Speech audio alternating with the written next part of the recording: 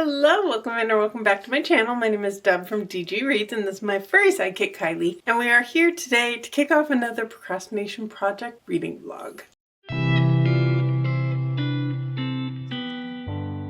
My procrastination project is one that I haven't done in a little while, so I'm happy to be bringing it back. And basically the idea for this is to get to some of the books that I keep putting off for one reason or another. Now, Libby has changed its hold system where you no longer have that deliver later button, which was kind of the inspiration for this challenge on my channel. So now there's the suspend function where you suspend all of your holds until you're ready for them. Well, that takes a little bit of the spontaneity out of this particular challenge for me. The way this one works historically is I would look at my Libby app, see which holds come through, and out of the top 3, I had to pick one and read it. Obviously, there are exceptions. If it's book 4 in a series and I haven't read book 3, I'm not going to read that one. If it's a book that I'm putting off for a particular reason, for a read along or a buddy read that's happening later, again, I was allowed to bypass. Now with this whole suspension thing, I'm not sure how this is going to work, but we're going to make it work. We're going to find a way. So what I've done is I went through and unsuspended a whole bunch of my kind of books that I am on the top of a waiting list for, and then I think we're still going to be able to get a good selection of books to choose from, and again do the whole idea that I have to read one of the top 3 choices and then suspend, resuspend the others, I guess. So I did that about 10 minutes ago, so let's take a look because I already saw at least one book had come through. I think there's been a couple, so I think this is going to work. So let's see. Okay, so I'm screen recording so you can see what I'm seeing. And indeed, there are quite a few, I think, that have come in already. I've got The Stranger in the Mirror by Liv Constantine. This is an author I want to try again. I did not connect well with The Last Mrs. Parrish. I DNF'd that one. And I feel like there might have been one other of hers that I did not connect with. So maybe she's not the author for me. Maybe she could be in a different book. So that's an appealing option. Hamajang Luck by Makana Yamamoto. This is one that actually was on a TBR, one of my prompt ball TBRs, I believe, very recently, and I didn't get the hold in time to actually get to it, so I failed that TBR. So getting to that one would be nice. And then I've got Bad Blood, by Jennifer Lynn Barnes. This one is on my Herkid Challenge Yourself to Finish series. This would be a final book in a series, and I feel like with the way book 3 ended, this one is going to be hard to talk about. I feel like as compared to some of the books in the series that are kind of almost standalones with an overarching plot, I think this one's really going to be based on the plot of the previous, so it's probably not a good one to be able to talk about. So I think I'm going to rule that one out. Okay, I think I'm in the mood for a thriller, so I am going to pick up The Stranger in the Mirror by Liv Constantine, and we'll see if this one works for me. If it doesn't, then maybe I'll DNF and we will be picking a new book sooner rather than later. But in the meantime, I'm going to go ahead and borrow this one.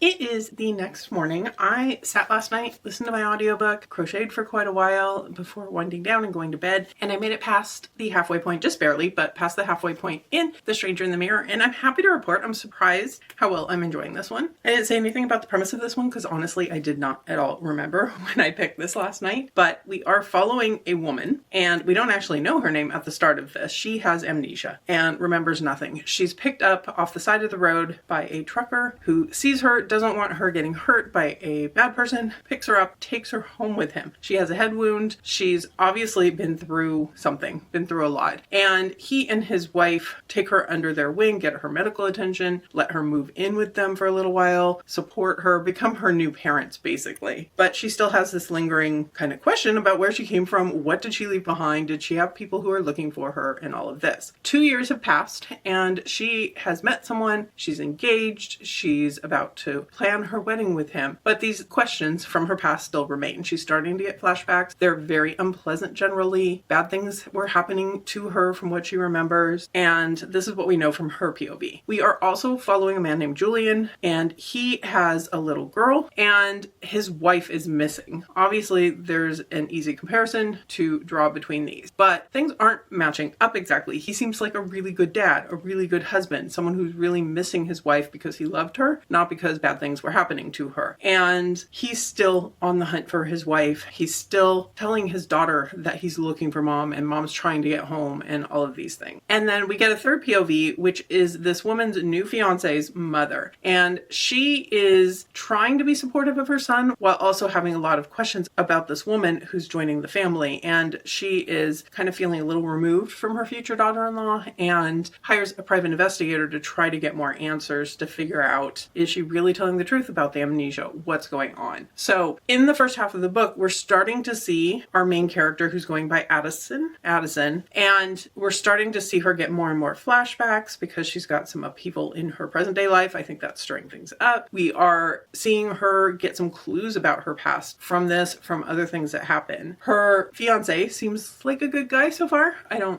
necessarily trust good guys in thriller type books, but he does seem like a generally good guy who is supporting her, who's accepting of the fact that she doesn't know her own past. Julian is seeming like a nice guy. We are also getting a few of her journal passages from his POV that he's kind of reading to keep her alive for him. And the mother-in-law is getting a little overly nosy. I don't know about her, but I can see where she's coming from with this. Absolutely. So far, I'm really intrigued to see where this winds up. Where I stopped actually is perfect because it moves on to part 2 in the novel, and some things have been revealed. We've got some twists and turns to the story, so I'm not sure where this is going to wind up taking us, but I am very interested. So I am glad that I picked this one up, even though this is an author, or actually author duo. I reminded myself when I picked up the physical copy that I haven't necessarily gelled with in the past. I'm having a good time with this one. It was exactly kind of the light, easy thriller read I needed last night as I was just sitting and crocheting. So I'm going to keep going on with this when I get home from work tonight, and or in the car on the way to and from work probably.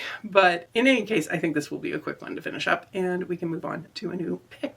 I have just gotten home from work, and I did indeed on the way home finish up The Stranger in the Mirror. And overall, I had a good time with this one. I don't think I liked it quite as much in the second half. It goes down a very different path, kind of the typical thriller. Is the main character reliable? Are they making things up? Are they misremembering things? Are they mentally ill? What's going on? That type of direction. But there were some twists and turns in here that I did not entirely predict. It did call into question some of the people I liked at the beginning and was suspicious of because I liked them at the beginning. And I kind of like the way this ended. It ends a little bit more open-ended, not entirely wrapped up in a neat bow. The mystery of it all, you get all of the answers. I'm not saying that, but in terms of making it too neat, I was afraid it was going to suddenly be this relationship winds up in a happily ever after type of thing, and it didn't necessarily go that direction. It leaves room for interpretation, I guess I would say. So I think in the end, I'm giving this one 3.5 stars. It definitely kept me intrigued. It definitely kept me wanting answers, and I finished it in less than 24 hours, which is always a good sign. So with that, we do get to pick our next book, which really excites me. I did see that I had a couple of notifications that things came in on Libby, so that means we should have some good things to pick from. So let me open up Libby and turn on the screen recording. So to start with, we've got Starbringer by Tracy Wolff. I don't remember anything about this other than it's one I've had on my shelf for quite a while. And this is the author who wrote the Crave series. I don't know if that's the series name, but that's, I think, the first book in the series. And this is definitely one that I literally have hit deliver later on Suspend multiple times. It says 14 suspensions. So yeah, that's a possibility. It's fantasy. It's got a pretty cover. That's really all I know about it. I think it should be an easy read or listen. Then I have The Haters by Robin Harding. That one's been suspended 11 times. It's a thriller. It's an author I've really enjoyed in the past, so that's intriguing. And then the third one is Eligible by Curtis Sittenfeld, and I know absolutely nothing about this one, other than I have a gifted copy of the physical copy from the publisher. I know there's something about the synopsis that intrigued me, but I really don't remember. So honestly, I think I'm ready to pick up a fantasy after doing a thriller. I think that's what's calling to me, and Starbringer is the one that I've suspended the most time out of these three. So I think that's what I'm going to do. So that's what's up next for me. I am happy to have another audiobook going, and hopefully, I think this one should be a pretty easy listen. I remember picking up the Crave book. I only read the first book. I never actually continued. Sorry, there's some dog in the neighborhood barking and Kylie's responding, so you're probably hearing that in the background. But I remember enjoying it a lot more than I expected to going into it, and it being long, but a really easy, quick binge. So I'm hoping that's the case with this one. And currently, I am working on a scarf. This one's not super warm and fluffy. It is a thinner material, and it's one I've been working on off and on for a while, but it's a nice, really long one, and with this really pretty self-striping yarn, and I'm getting really close to being able to finish it. It goes down to my upper thighs right now, but I figure I've still got most of a ball left, so I'm gonna let it keep going for a little bit longer and listen to my audiobook while I do that. So I have a pot pie in the oven. It's one I was gifted for my birthday from a coworker, so I'm having an easy heat up type of dinner. I'm gonna crochet and I'm gonna read.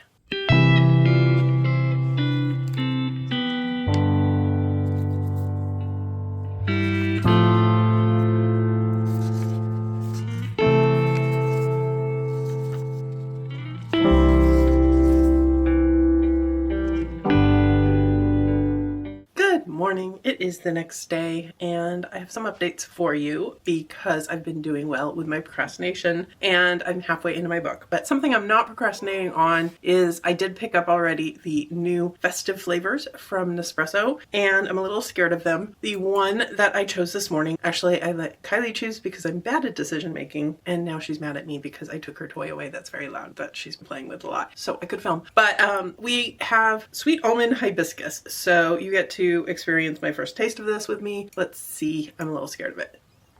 It doesn't have a very strong scent.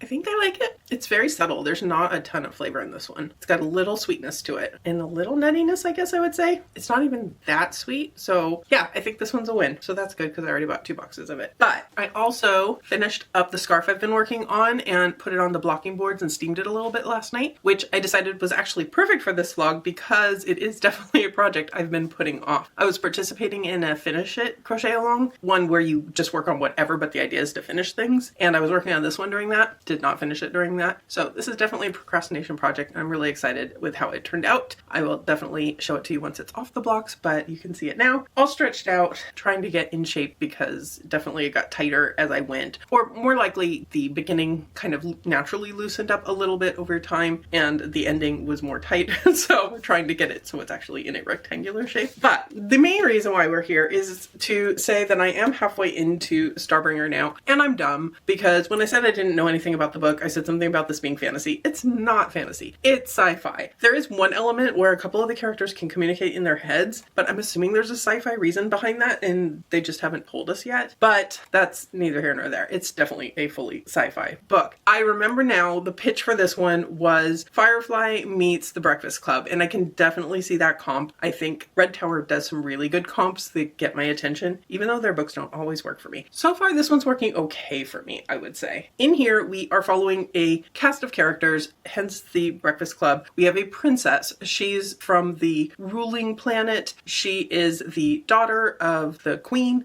She is pretty entitled in a lot of ways, but also people look down on her for being entitled in situations where she actually is trying to help and pitch in and do things. She just has never had to do these things for herself before. We're following a kind of priestess types. I'm forgetting what she's called in the book, which is the fact that I need more of this caffeine in my system, clearly. But she is a religious icon. She is believed to be the reincarnation of this particular figure who every time she dies gets born again. And she is there with a connection to the dying sun, and their religion kind of more so embraces the fact that the sun in this system is dying, where the queen and therefore the princess have been working really hard to prevent the sun from dying, do everything possible to find a solution for this. We are following a young man who is on the station with a plan in mind to leave it to go find a friend who is a prisoner somewhere. We have a prisoner who made it onto this ship with them, and she's part of the rebellion against the queen, the rebellion that killed our princess's father years ago, and a few other characters in the mix as well. They are initially on this kind of star station where research is being done related to the dying sun, and a bunch of delegates are there to tour the place. And it is kind of the princess's responsibility to take them around the place. And so that's how we have these kind of high figures of the princess and this priestess type person here with her. But something goes very, very wrong. They are able to see this alien technology that's been found and brought to this station, and it has a connection with some of the characters. Others, there's rumors that it has killed people that have been brought in for experiments with it. So we don't know exactly what that's all about. Something goes very, very wrong. The station starts kind of imploding, and our cast of characters wind up on this derelict old ship that they don't know really how to control. It kind of controls itself in some ways, and they are now off. They're still on this mission to find this missing prisoner that they originally had the idea. The guy who's looking for her kind of takes charge. He's the captain of this ship. Our prisoner is driving the ship. It's a fun time. We have romances ensuing in here between people. Unlikely pairings, of course. We've got kind of a few alien technologies. We've got some battles, but not really high stakes ones so far. And there is a mystery of what are the people back home thinking about these people who escaped from this collapsing station. Probably not everyone escaped. Definitely not everyone escaped. So there's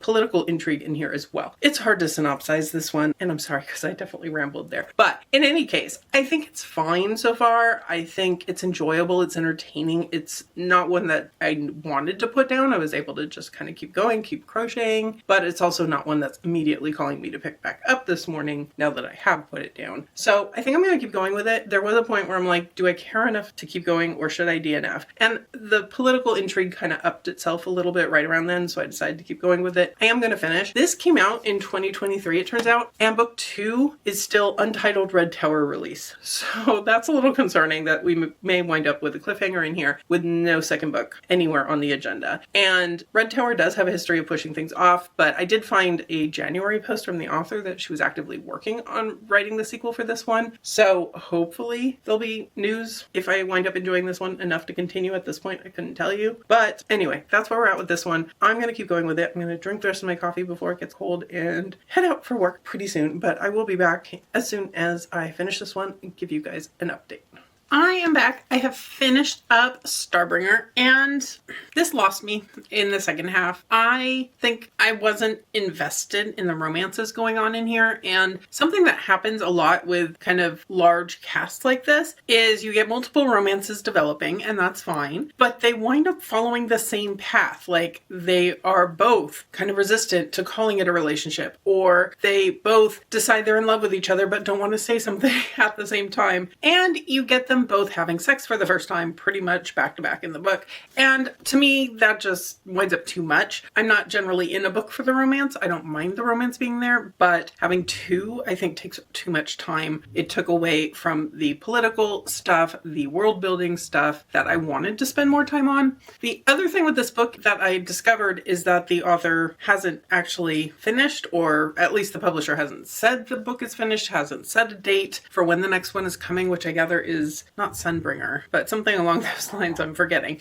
But there's really no necessarily solid information. I think maybe I saw 2027 as a projected date. So chances are good by the time the next book comes out, I will have forgotten the stuff in here that I did find interesting. And at this point, I'm going to kind of consider this a DNF'd series, even though I finished this book. If I hear people raving about how great the sequel is, maybe I'll pick it back up and see how well I get into it. But overall, I think there were some interesting world building things. There were some reveals in here that I did appreciate, but it just felt too long for what it accomplished. And it felt just a little too sidetracked by the relationships, even as they are in this kind of perils of this political nightmare, of this world-ending disaster, everything going on, but they take a little bit too much time out for the romance. So in any case, I am glad that I finally got to it. It's a big book that I can get off my shelves, and we get to move on to another book. Okay, I'm screen recording. You're probably hearing Kylie potentially drinking in the background. So we did get a bunch more notices, so I'm assuming we've got a bunch more books in. I've got Sorcery and Small Magics,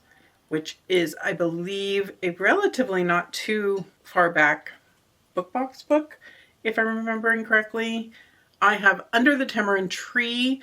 This is one I have from Once Upon a Book Club box, and it's one that I've definitely delayed a little bit longer, although I guess around the same amount of time. It's just that Sorcery and Small Magics I only suspended 3 times, because probably it had a longer waiting list. And then I've got The Familiar by Leigh Bardugo, which is historical, which has not been a me type of thing, but I really like Leigh Bardugo. But I've only been waiting for that one for 16 weeks. So, you know what? I think I'm going to change it up and go with something that's not science fiction fantasy and pick up Under the Tamarind Tree. And this one I do not remember much about. It's by Nigar Alam, maybe? From what I'm gathering from the synopsis, this is partially set in the past. Something happened in Pakistan in 1964, something among four friends. There's some secrets that come out of that to come out to haunt them later. And then we're spending time in 2019, so not all historical. And one of them gets a call about taking care of a friend's teenage daughter, and secrets start coming out. Something along these lines. So I'm going to go ahead and give this one a shot. It's definitely one that has been looking at me from the shelf that I haven't been getting to. So I feel like this is definitely in keeping with the Procrastination Project theme. So I'm going to go ahead and get started on this and check in with you later. Hello friends, I am here with an update. I am looking a little rough, it's fine. I just got out of the shower. I am ready to sit down with my coffee, with my book, and relax for a little while. But in the meantime, I did want to let you know I did make it to halfway in this last night. I did not mean to make it to halfway in this last night. Kylie just jumped up on my crochet project and my boards, and they are not secure enough for her to be walking on them. So sorry if I'm a little distracted. I am very much in the crochet zone at the moment, hence the scarf that is on the boards currently. And I am incapable apparently of putting it down to go to bed at a reasonable hour, hence the getting halfway into this one. I did get to open my first gift, which was fun. I'm not going to spoil gifts in this particular vlog. Let me know if at some point I should do like a spoiler vlog for one of the book boxes I get from them to give an idea of what they're like. Let me know. But the short answer of what they're like is you get these books, and generally the regular editions. This one obviously was specially printed because it does have the sticker on here. That's not the typical. They usually have a removable sticker most of the time, or sometimes you do get special editions with the sticker already on. I'm going to struggle to find one at the moment because I'm looking. But as you're reading, you'll eventually get to these open your gift spots, and there are gift wrapped gifts, usually 3 or 4 for any given book in the box, and you get to open them as you go. And they're somehow related to it. I am not sponsored by them, but I do have a referral code. I get a little bit of a credit from them if someone does sign up, and my referral code is DGReads10 if you were interested in these. They send a lot of variety of books, so ones I probably wouldn't have picked up otherwise, and then sometimes they send out ones I won't read anyway, so it's nice to be introduced to things. Anyway, that was a tangent. This book, I'm liking it. It is very much historical fiction. There is a lot focused in the past, and there's just something that's not 100% pulling me in, but I am liking the character development. I'm liking the writing a lot. I think plot-wise, it's not the most engaging for me currently. The main character we're following is Rosina, and she is a daughter. They are living in Pakistan. Her parents fled during partition from India, and she, being their daughter, is kind of finding her way between being a good daughter, being an obedient daughter, but also wanting her own life. She doesn't want to just go into an arranged marriage, and this career that she really wants is to become a doctor. There are complications with this, but this is her passion and what she's trying to go for. She also has this core group of friends with their different lives and different kind of statuses within this world, and we're navigating all of this. We also know from the beginning that she lost her brother, and I think that puts a little bit more family pressure on her as the only remaining child, and she definitely recognizes that as well. In the present day, the 2019 storyline, she gets a call out of the blue from one of those childhood friends that she has not seen in years, many, many years, and in some ways things haven't changed. She recognizes his voice. She recognizes the stories that they share between them are still there and everything else. He's calling because his granddaughter just lost her brother, and she's in Pakistan currently and is looking for something to do away from her family. And Rosina has a need for someone to help her, specifically with her garden. And he suggested, after hearing about this through, chain of communication with family members who still live in Pakistan, he suggests that his granddaughter do this. And they very quickly acknowledge each other that they understand this loss of a brother and begin to form a bond between them. And I really do like the bond that's forming between them. And like I think I said, the character development in here is good. I'm just not 100% feeling drawn into the story per se, but I am liking it. And I am definitely interested to see where it's going to head and what the kind of final thoughts are going to be that I'm going to have. So it's time to find that out. I'm going to go ahead and keep reading, and I will check back in with you once I have those final thoughts. I am back because I have finally, it feels like it's been a while, finished up Under the Tamarind Tree. And I objectively can see why this is a decent book. It's well written. It's got good developed characters. It's got interesting themes, interesting settings. It just kept losing my attention, and I kept getting distracted and having to rewind. I kept drifting off, having to rewind. It just isn't one that called me to pull it back up. So I wasn't having a fantastic time with it, unfortunately. It's one that maybe there's a reason I put it off for as long as I did. So I think I'm settling like on a low 3 stars, and that's because objectively I see the things that are good about it. It's just my enjoyment level just didn't hit for this one. I like the friendships in here, the exploration of friendship, and then the multi-generational relationship between the woman and her friend's granddaughter. I think in particular that one really worked well for me, and seeing kind of the culture, the different experience of being in this Pakistan setting, I really liked that about it as well. But overall, not one I really can say a whole lot about because I just didn't get enough invested to be able to say that much about it, I think. So we're just going to count this as a book done, something off my TBR that needed to get off my TBR, and move on to my next book. So I've got my screen recording. We're opening up Libby. My phone's just waking up. Okay, so we've got How to Become the Dark Lord and Die Trying by Django Wexler. This is one I have mixed feelings on because I've had people really love it. I've had people really DNF it early. And for that reason, I'm a little questioning why or what I'm going to think about it. But it's Django Wexler, and I really, really have liked him in the past. So that's potential.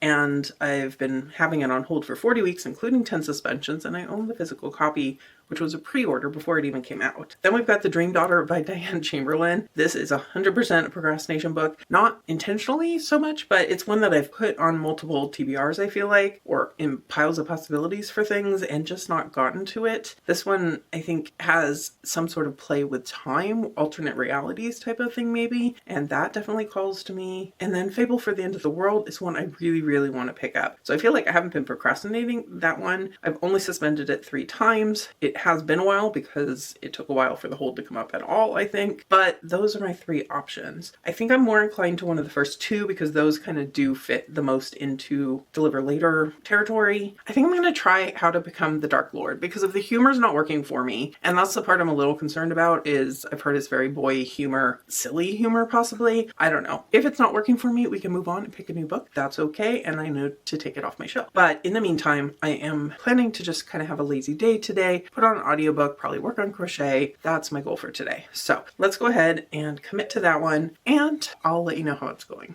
Okay, I'm back with you not too far later than when last I filmed. Not entirely a surprise, but this is going to be a DNF for me. It's very much not a me book. It's a lot of swearing, both in the text and in the footnotes. I feel like it's trying to be vulgar in a humorous way, but to me it's just too much, and I can see why people have DNF'd. I can also see why this is going to hit people really well and be really beloved, and the humor in here may work well for others. That's the problem I think with humor, is it really does depend on the person, and for me it's just not my humor. I made it nearly 10% in and I was feeling absolutely no connection to our main character in here. It really dumps you into the middle of it too, like you don't have the backstory. I feel like without the synopsis telling me that our main character is trying to fight this Dark Lord and trying to become a Dark Lord by eventually killing the Dark Lord.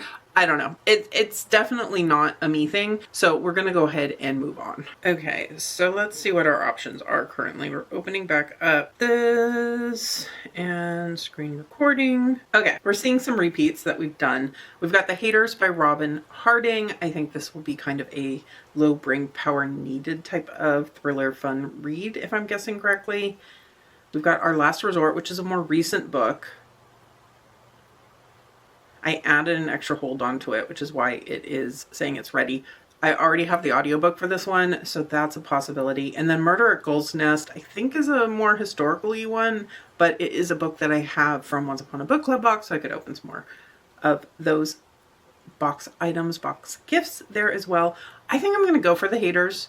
I think that's the plan currently because I'm just kind of in that low brain power energy mode right now. I think a thriller is going to hit right where I don't have to put too much thought into it. Where a mystery, I feel like I need to spend a little more time paying attention, trying to put clues together. I could be totally mangling what these books are focused on, but I think that's what we're going to do. So let's go with that and hope this one goes better.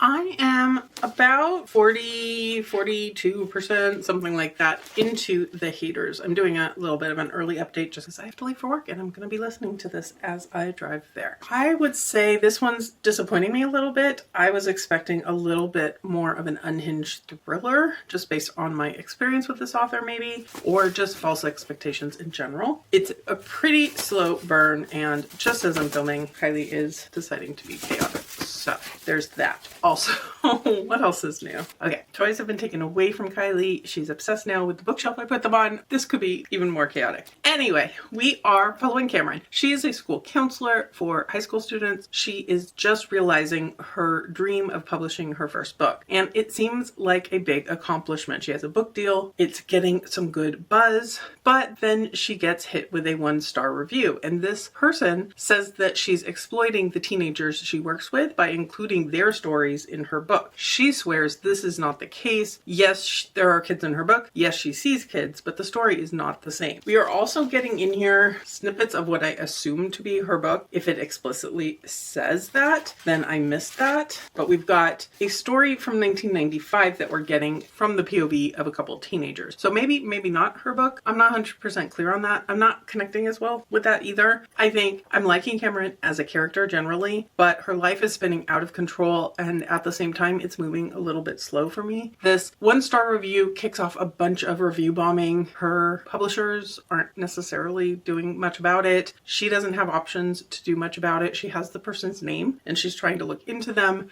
because it seems like this person is also starting to delve into other areas of her life on some sort of revenge mission or mission against her for some reason, and she has no idea why or who this person is or what's coming next. So I'm kind of hoping it's going to pick up the pace a little bit. It's a very easy read. They're very short chapters. I mean, I'm 100 something pages in, 30 chapters in. They're relatively short chapters, very easy to just kind of keep reading one more. And with that, I am planning to keep going and figure out how I feel about this by the end. I'm not tempted to put it down, so I guess that's a good sign, but I'm also right now thinking it's going to hit around a 3. In any case, you'll hear my final thoughts when I get to the end. Hello again. I am back. I have finished up The Haters, and I didn't hate it, but I also didn't like it all that much. I struggled with our main character making some very poor decisions, and I'm still not sure what we were supposed to read into the story from her book. I'm assuming we're supposed to read one thing into it, and obviously that's there, but I thought that was really unneeded. I think the Mean Girls, teenage girl vibes were a little over the top and not super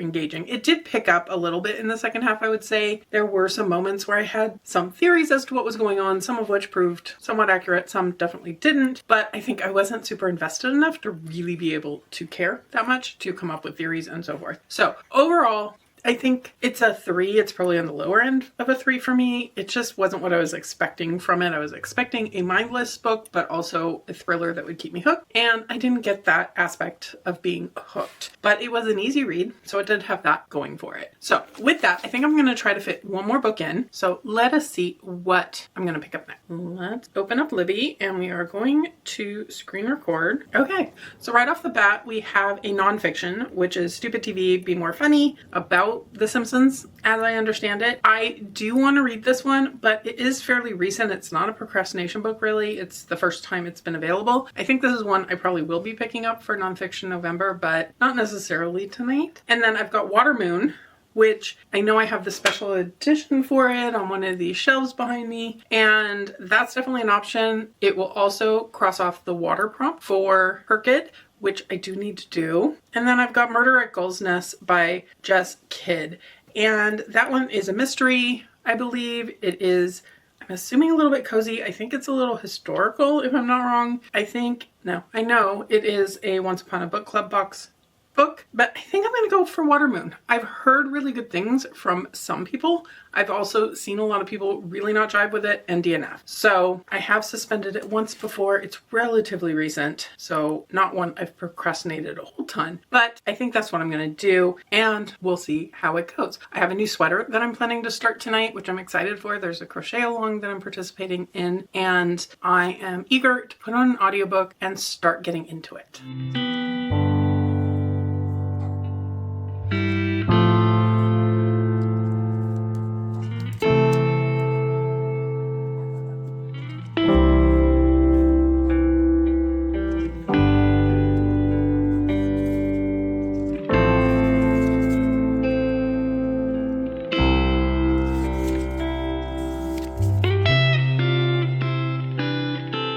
I'm halfway or nearly halfway, something like that. I just finished part 2 in Water Moon, and I don't know how I'm feeling about it yet. Mixed feelings, not quite sure. The story in here is that there's this pawn shop, and this pawn shop really only appears if people are in need of it. You may be in line for some ramen, and when you open the door and walk through, instead of entering a restaurant, you might enter this pawn shop. And it's not your usual pawn shop either. It's one where you can trade a past regretful choice away, a choice that you made in your past that you've had to live with ever since, and it's haunted you, and you can kind of trade that away. And when you walk back out of the pawn shop, it'll become like a distant dream, and you move on with your life. Hana is our main character. She is the daughter of the current owner of this pawn shop, who enacts these trades and gives people the future that they want without this choice looming over them, except he's about to retire and his daughter is about to take over. She's not exactly thrilled by this, but she knows it's her duty. She's been raised to believe it's her duty, and she is preparing. We see the father enact this transaction at the start of this to give us kind of an intro into what the pawn shop is. When it becomes her turn to take over, she wakes up in the morning. She discovers that the pawn shop has been entirely ransacked. There's glass on the floor. She hurts herself, and there's a new customer who walks through the door right at this moment. Things are not going according to plan for her new career, and she discovers that her father is missing. Something from their collection that's very important is missing, and she determines she's going to have to go hunt down what happened to her father. The man who has come through is someone who doesn't really understand what's going on here, that he's in this different world, but he goes along for the ride to help her out. And it's a really cool kind of world building experience because we have kind of different planes of existence almost. We have magic that's accomplished through origami. We have kind of this pool of water with a moon, and that's how they travel at times.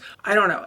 It's hard to give a synopsis. There is a plot to this. They are looking for the father. It's uncovering secrets of Hana's own past, kind of. And I think the main thing that's interesting in here to me at the moment is the world building, is seeing these different places, the way magic works in this world. And I think for Hana, she hasn't seen the outside world. She hasn't seen what the real world is. She's pieced together things about it, hearing the stories of people who come into the pawn shop from our world. But I kind of want that to get played up a little bit more. The ideas she has of what the real world are versus what the real world really is, I think could be made more interesting in here. So I'm going to definitely keep going. I don't regret picking this up, but it's also not necessarily super calling back to me. So we'll see. I think it will be an easy one to finish up probably today. We'll see how the day goes. I think it's one that if I try multitasking to it too much, I'm going to lose the plot entirely. So it's probably not one I'll be reading at work, but it worked really well for crochet last night once I figured out what I was doing with my new project. So with that, I will keep going and report back. I have finished up Water Moon, and I kind of end things off with still somewhat mixed feelings. I really liked the world building in here. I liked the concepts in here. The idea of wishing away choices, I think, was really interesting. I think the characters and the choices they made sense to me, even as much as I wasn't fully invested in them and their story for whatever reason. I can't quite put a finger on it, if that makes any sense. Probably not to me either. That's okay. I think the writing was good. I think the world was cool. The magic was cool. It wasn't quite as hard magic system as I tend to prefer. It was definitely feeling more cozy. I didn't feel like I fully understood the kind of people that our main characters are on the run from and their role in things. But overall, I'm still glad that I picked this up, and it is still a very, very pretty edition. So not mad about that either. But I think in the end, this one's getting 3.5 because there were things I definitely liked about it, but I just didn't get as invested as I was hoping maybe I would. And I think it just speaks to the fact that cozy feeling fantasy is not my go-to, and that's okay. But with that, I am going to go ahead and wrap up this vlog here. I really, really enjoy doing these procrastination projects. I didn't necessarily find a new favorite out of this one or a new book that blew me away, but I did get through quite a few things that have been on my TBR for longer than they needed to be. I finally picked up some things. Pleasant surprises and disappointments all along the way serve to still get me through some of my TBR. So in the end, I consider this a win. And I'm really glad that the system still mostly works even after the Libby change to suspending holds instead of delivering later. Let me know in the comments below, do you have any books that you're procrastinating on that you feel like you should pick up? Have you read any of these books? Did you enjoy them more or less than me? Let me know all the things. And if you made it this far and you don't have anything to comment, leave me a moon emoji or a water emoji for water moon, just to let me know you are here. If you could hit that like button below, I would surely appreciate it. Subscribe if you're interested in more of my book reviews, more of my procrastination projects, and more of my bookish content in general. But for now, I'll leave you here and see you real soon in a new video.